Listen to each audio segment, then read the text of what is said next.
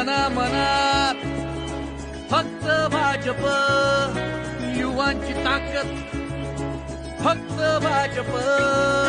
मना मनात फक्त भाजप, युवांची ताकद हे फक्त भाजप, सोबत आहे क्षणाक्षणाला आपलं भाजप, भ्रष्टाचार मुक्त होणार पुणे शहर आपलं, आखोती आश्वासने बढाया दुसऱ्यांसारख्या, दिलेले वचन पूर्ण करणार फक्त भाजप.